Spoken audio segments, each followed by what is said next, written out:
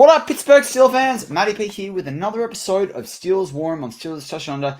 Today, we are talking about compensatory picks. Why the heck would I be talking about Steelers compensatory picks right after the 2024 NFL Draft? I'll tell you why. Because we're now at the stage where we've seen the top players go off the board in free agency. And this is what factors into how compensatory picks are given. Compensatory picks happen at the top level from round 3 down all the way to the 7th round. There's qualification charts, there's cancellation charts, or they can get very complex. I'm not going to explain all that. You find another video to do that. Maybe I'll do that next year ahead of the free agency process. But I wanted to talk about this because it is about team building. And right now, the Steelers are still in team building mode. We had the first wave of free agency in March when the new league year started. Then we had the draft process. We kind of had what I like to call the free agency 1.5 phase between the draft and the first wave of free agency. And now we're in that free agency 2.0 period. And you're seeing guys, like when I'm recording this in the last 24, 36 hours, Tyler Boyd's gone. Odell Beckham Jr. went a couple of days ago. We just talked about Hunter Renfrow on the show that we did earlier today. So there's guys that are definitely flying off the board. So now we've got a good handle of compensatory picks. Why am I talking about this? Because there's been a lot of chat in the last 2 years about how Omar Khan is different to Kevin Colbert. How Omar Khan plays the system, wants to bring the best talent in. Omar Khan is very vocal and has said throughout this offseason process, he said it last year too, but he's been particularly vocal and particularly pointed about the way he said it. He will not miss a chance to make this team, this Steelers team, better. He will not be afraid of bringing people in. He wasn't afraid of trading Kenny Pickett. He's not afraid of the moves that are going to make the Steelers, as I like to say, the theme of our War Room series, a better team in 2024, a winning team in 2024, a team that can compete for a 7th Lombardi trophy. That's the focus of Omar Khan, Andy Weidel, and Mike Tomlin, despite what some haters might say they're out about it. But this, as I want to talk GM to GM, Kevin Colbert was a lot higher on bringing in the compensatory picks. Under Kevin Colbert, the Steelers have had 8 compensatory picks. Let's go through what those look like. They were Mike Wallace, and they were compensated picks in 2014, I should say, for Mike Wallace and for Keenan Lewis. So it was a 3rd rounder and a 5th rounder. In 2015, I think there was no more. Yeah, there was no more that year because one cancelled out. Then in 2015, they had one for Ziggy Hood. Yeah, that was it. So that was their 3rd. Then they had one for Bryce McCain, and that was a 6th round pick. In 2017, that was a year they also had one. They had one for Kelvin Beachum, a round 3 pick. There was only one of them.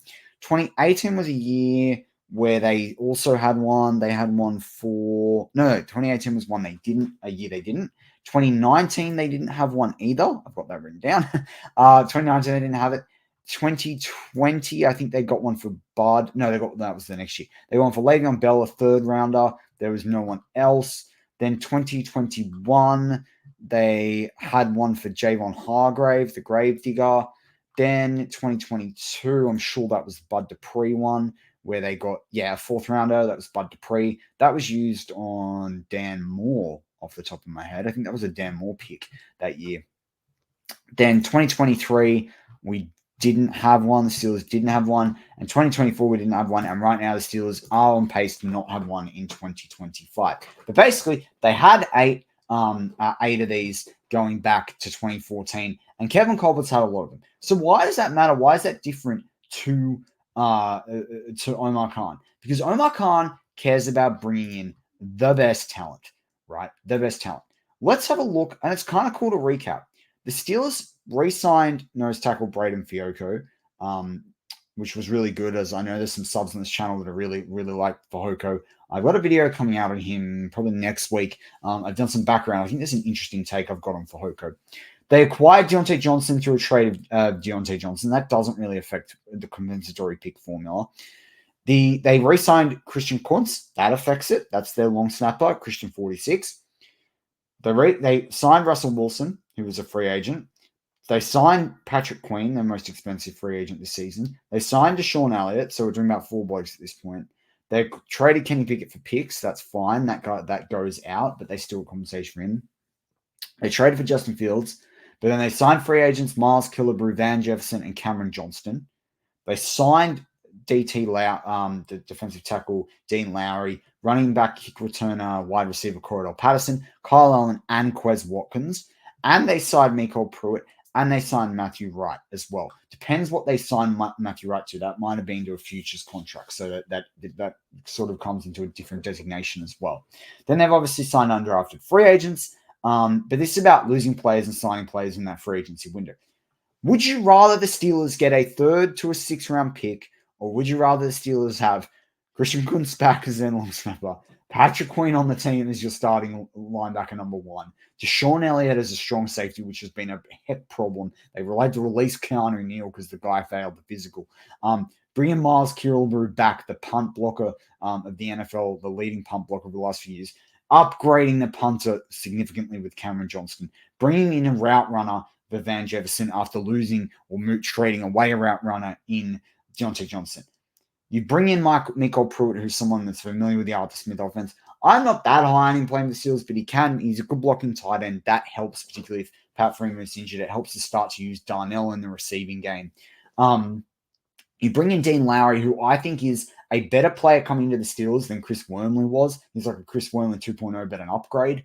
Cordell Patterson, who's going to be one of the best returners in the game, who's going to be awesome under the new kickoff rule. Kyle Allen, who, again, I think he could be a push to make the squad, but he's a decent 3rd on the depth chart. Quez Watkins has played well at times. All I'm saying is, would you rather the 3rd, 4th, 5th, or 6th round pick, or would you rather these guys? I'd rather the caliber of the free agents they've brought in versus guys we've had in previous years. But I thought it was just an interesting thing. No one's talking about it. Compensatory picks. I do feel like this is a difference between Omar Khan and Kevin Colbert. It's a difference in methodology, philosophy, approach of making sure the Steelers have the best players on the team to win football games, not support their compensatory pick formula. Am I sitting there and saying that Kevin Colbert only cared about compensatory picks? That's not what I'm saying. But there are times in some years, particularly where they went, I think it was 4 or 5 years in a row, with compensatory picks, that you sat there and you went, why aren't you going and getting a guy that you can't build necessarily that well in the draft, particularly for someone whose draft methodology is not to move up and down the draft? That is also why it makes sense that he wants more picks. But I just thought this is a little nugget that just tells us Omar Khan is putting his stamp on the team. And I freaking like it. You let me know in the comments. Do you find anything curious about this? Do you like the way Khan's doing versus Colbert? Do you care about compensatory picks? Most people don't, but maybe someone does out there. You tell me. I'm really interested to hear your thoughts on this. And what characteristics are you finding most interesting about the way Omar Khan is doing things versus Kevin Colbert? I'm Matty P. As always, go Steelers.